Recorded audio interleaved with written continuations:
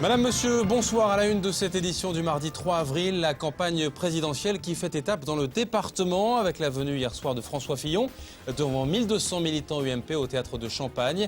Un discours offensif du soutien de Nicolas Sarkozy en présence de François Baroin et Luc Châtel. Reportage dans un instant. On reviendra ensuite sur le match de l'Estac hier soir contre Nantes au stade de la Beaujoire. Le Chant des Canaries a été contré en deuxième mi-temps par l'égalisation troyenne. Résultat, un but partout et un point précieux pour les Troyens qui restent dans la course à la montée. Et puis dans ce journal, un zoom sur un de ces métiers rares et à mi-chemin entre l'art et l'artisanat. Le staffeur, dans l'Aube, il est l'un des seuls à l'exercer. Nous avons rencontré ce professionnel méticuleux qui restaure les maisons anciennes. Une histoire de passion et de patience.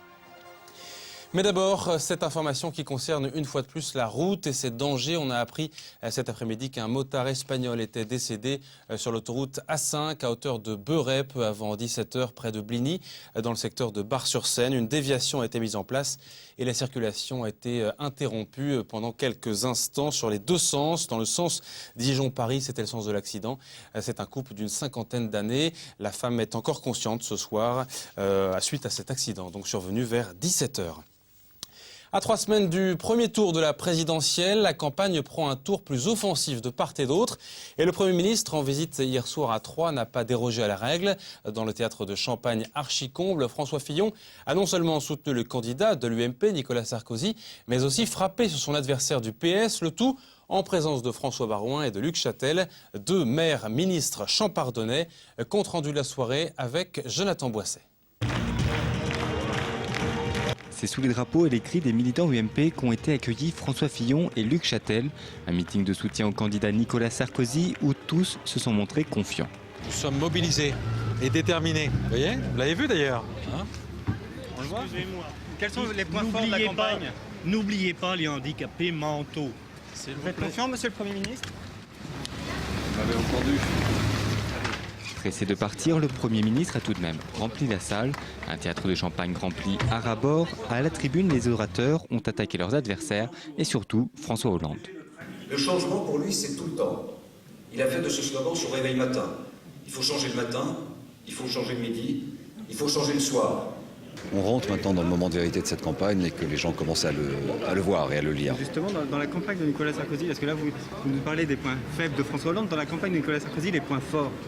Je crois déjà le leadership incontestable qu'est le sien, à la tête du pays comme à la tête de la majorité de sa famille politique. Il a acquis une telle responsabilité, une telle expérience depuis plusieurs années avec des crises d'une telle intensité qu'on a besoin de cette expérience au service du pays pour les 5 années qui viennent. Vous comprendrez aussi que je me tourne vers Robert Gallet pour lui dire combien sa présence m'émeut. Nous nous connaissons depuis bien longtemps. J'ai une immense estime pour Robert Gallet, et comment ne pas en avoir pour un homme qui a tellement donné à notre pays, de son engagement aux côtés du général de Gaulle, de son engagement dans la première armée, jusqu'à son rôle éminent pour construire l'industrie nucléaire de notre pays. Merci au nom du peuple français. Pour l'UMP, ce meeting est un succès. Faire venir 1200 personnes au théâtre de Champagne un lundi soir, c'est pas forcément évident, puisque bien évidemment ça va au-delà des gens qui sont adhérents à une formation politique telle que le Nouveau Centre, le Parti Radical ou l'UMP. Donc c'est important de faire partager nos valeurs et puis notre réflexion sur l'évolution de la société. De leur côté, les militants sont conquis. On ne peut être que convaincus. Ils sont tellement un bon tandem tous les deux. On ne peut être que convaincus. C'est du 100%. Personnellement, précédemment, j'étais plutôt militante du Front National, mais j'estime, par exemple, que Madame Le Pen n'est plus du tout dans la voie de ce que représentait le Front National avant. Je pense que la meilleure chance que présente M. Sarkozy pour la France au niveau économique et aussi pour nos enfants et nos petits-enfants. On élit un président de la République, c'est aussi une personnalité qu'on élit. Non pas juste le programme qui va avec, c'est essentiel le programme, mais après il y a la personne qui va le mener à bien, qui va le mener jusqu'au bout.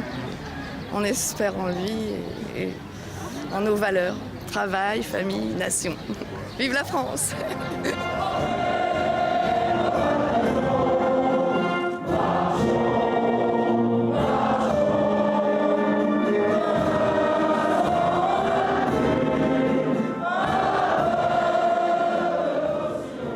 Et les électeurs indécis ont jusqu'au 22 avril pour faire leur choix.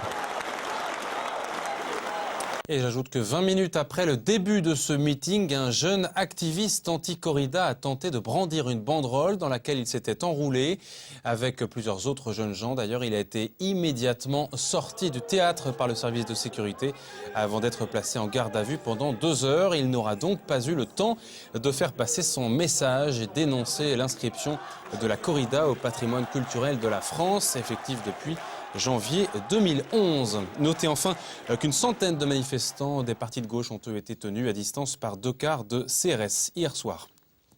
Ce n'est pas vraiment un thème de campagne en 2012, mais le développement durable commence malgré tout à faire son chemin dans la société. Une semaine est consacrée à cette thématique jusqu'à samedi. Et plusieurs manifestations sont organisées dans le département. Parmi elles, l'acquisition de scooters électriques pour les agents et les élus de la ville de Pont-Sainte-Marie, mais aussi un parcours éco-habitat qui a ouvert aujourd'hui ses portes à l'espace Argence de Troyes.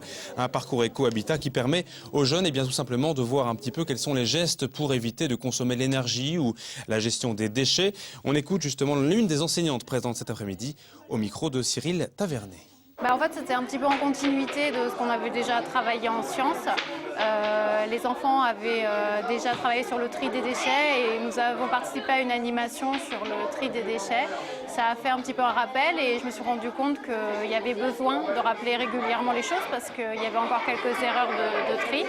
Et les enfants, par exemple, se trompaient pour trier les plastiques, par exemple, pour les bouteilles. Ils n'avaient pas encore bien compris que c'était uniquement les bouteilles et les flacons qu'il fallait recycler. J'ai appris qu'il faut la nettoyer l'eau à cause qu'il y a beaucoup de microbes et qu'il y a beaucoup de bactéries et que la pollution ça salit l'eau. Et pour que l'eau elle soit propre, on la met dans des usines et on la nettoie. En football, un point précieux récolté à l'extérieur pour les joueurs troyens hier soir contre Nantes. À l'issue du match contre les Canaries pour la 30e journée de Ligue 2. Au stade de la Beaujoire, les hommes de Jean-Marc Furlan ont su revenir au score avec l'égalisation à la 63e minute de jeu. Pour ce match qui a donc été mené avec une nouvelle preuve de bonne forme pour les Troyens, compte rendu avec David Mutel. Personne au sein de l'effectif troyen ne gardera un grand souvenir de cette rencontre qui fut très pauvre en occasion de but. L'équipe auboise fut même quasiment poussive durant la quasi-totalité d'une première mi-temps dominée par les Nantais. Des Canaries qui eurent même la chance de leur côté puisqu'à la 7e minute, à la suite d'une perte de balle de Psaume, Ngoyi voyait sa frappe contrée par Rincon et trompée du même coup Thuram. 1-0 pour des Nantais très dangereux et qui auraient même pu doubler la mise à de maintes reprises, mais les Troyens ont dans leur cage un gardien vigilant en la personne de Thuram. Pas grand-chose donc à se mettre sous la dent pour les joueurs de Jean-Marc Furlan, si ce n'est cette frappe de Marcos enlevée par Zelazny, le portier breton. L'entraîneur troyen a très certainement resserré les boulons à la pause puisque dès leur retour sur la pelouse, les Aubois se montrent plus mordants et ils sont récompensés peu après l'heure de jeu. Sur ce corner, Rincon voit sa tête repoussée par Zelazny, mais Thiago a bien suivi et envoie un missile dans les buts nantais. Égalisation logique pour des Troyens qui auraient même pu prendre l'avantage, mais la frappe de Faussurier est beaucoup trop enlevée. Les dernières occasions seront pour les Canaries, mais Thuram et ses défenseurs réussiront toujours à empêcher les Bretons de repasser devant. Les Stacks ramènent un bon match nul de ce déplacement à la Beaujoire, un point qui pourrait se révéler très important dans la lutte pour l'accession.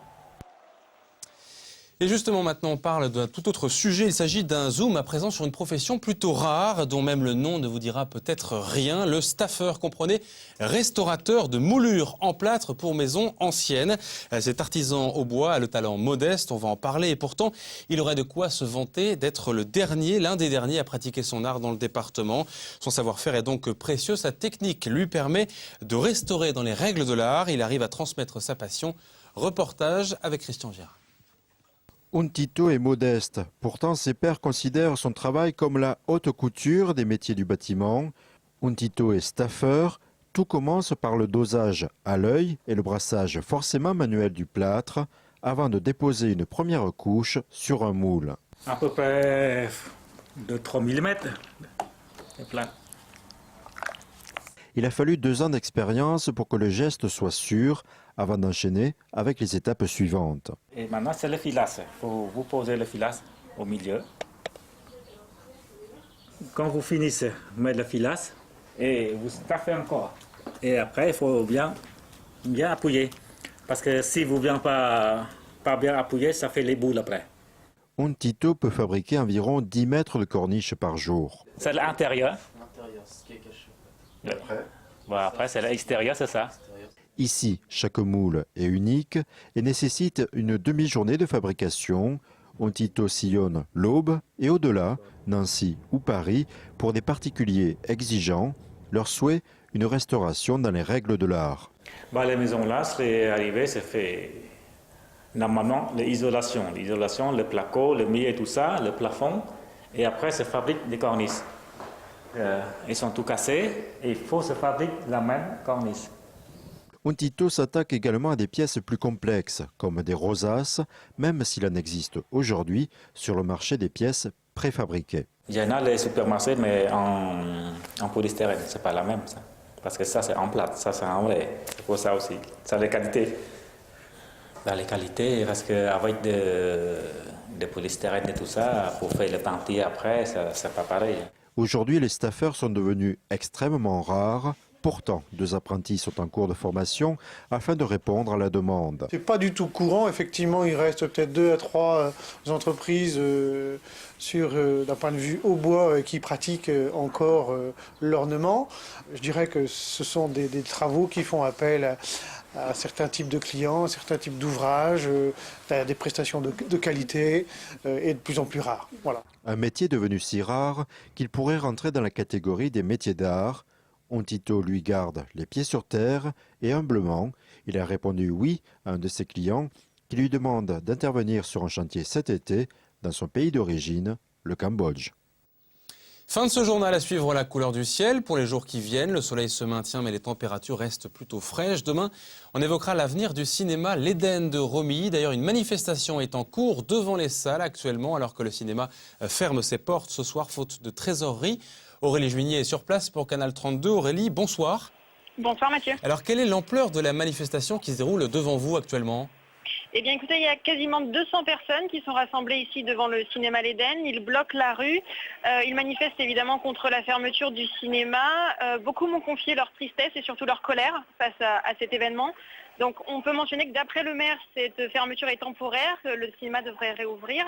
Mais ici, personne n'y croit vraiment et beaucoup craignent la fin de l'offre culturelle dans le centre-ville de Romilly. Merci beaucoup Aurélie. Le détail, ce sera demain en images dans le journal. Très belle soirée à vous et à demain.